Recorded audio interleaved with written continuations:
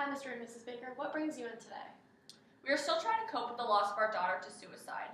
I'm still looking for answers about why she might have done this, and I think that it might have to do with the bullying going on at the school. It's been really difficult for us to mourn and cope in a healthy way, and I wish we could just move out of town and start somewhere new. That sounds really difficult. What else has been going on in your life since her passing? Our local business is not doing well due to the larger business Wallplex down the street. We've been undergoing financial issues and problems while simultaneously handling the loss of our daughter.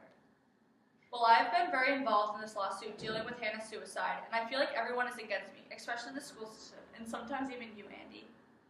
I can see why you may feel that people are against you during this time. This is a very hard time to be going through as a parent. Andy, how does this make you feel that Olivia said that? I'm not against you, Olivia. I just don't want to stay in the house that my daughter died in, and I'm set on starting fresh in a new place. We don't have anything to lose by leaving this town. Our store is financially struggling, and I don't see it improving anytime soon with the larger business down the road. It's understandable why you feel uneasy about staying in this town. Well, I'm not leaving here until I figure out why our little girl decided to take her own life. She never showed any signs at home that she was thinking about doing this. It had to have been because of things that happened at school.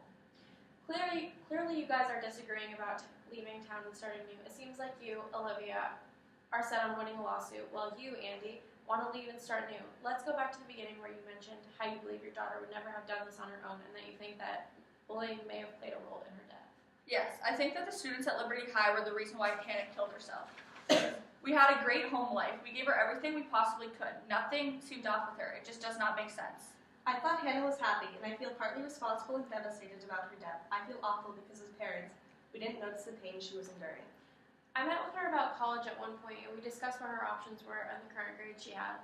I noticed that she didn't have any extracurriculars, but I did know she worked at the local movie theater at the Crestmont. Yeah, she worked at the movie theater most evenings and had a busy social life while maintaining her schoolwork.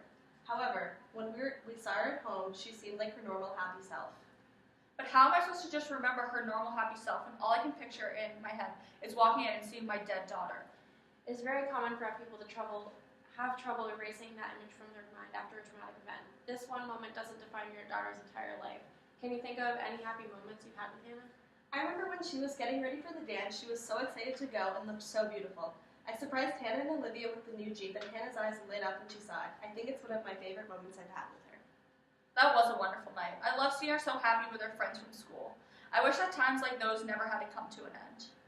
Just try to keep those positive thoughts with you as you cope during this difficult time. I would love to meet with you two again and discuss any further thoughts and feelings. Good afternoon, Clay. I understand you were close with Hannah. How has this incident been impacting you?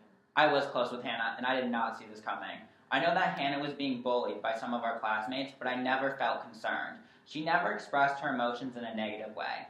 I am feeling very sad and confused about the loss of Hannah. Hannah and I spent a lot of time together. We worked together at the movie theater and had a couple classes together. So you're feeling sad and lost? Yes, I'm feeling sad and lost. I'm getting reoccurring nightmares about the suicide, and I replay my time spent with Hannah. I'm trying to remember any warning signs that Hannah expressed about her feelings of depression or loneliness. Do you remember any specific times that Hannah was bullied at school or outside of school? And if you do, what were they? There was a stupid list that was made that was degrading to girls in our class. I know that she did not have long-term friendships and fell out of friendships regularly. What makes you feel like you were closer to Hannah than others? I was one of Hannah's long-term friends. Hannah and I had a couple classes together and talked often. We also would hang out outside of school. We attended a couple parties together and worked at the movie theaters together. I understand that you guys were both friends in school and out of school. This must be really hard for you to handle. This is really hard for me to handle. When I was younger, I used to have to take pills for my nightmares, and after Hannah's death, I've been starting to have these nightmares again. I feel as if people are starting to turn against me. My mom is taking the opposing side in the lawsuit against Hannah, and this is also taking a large toll on me. I understand that this must be very stressful. Maybe we could schedule an appointment with your parents and discuss these issues. That sounds like a good idea. I will discuss it with my parents and let you know. Thank you.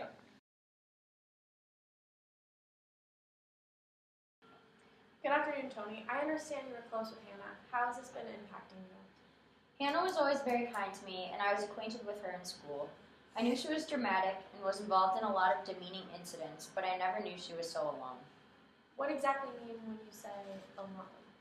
Well, I know that Hannah was in and out of friendships, but I never knew that she was so unhappy and would resort to suicide. One thing that has really been bothering me was directly after the incident. I was one of the first people to see Hannah's body after she killed herself, and it has felt like a large burden for me. You feel like there's a burden.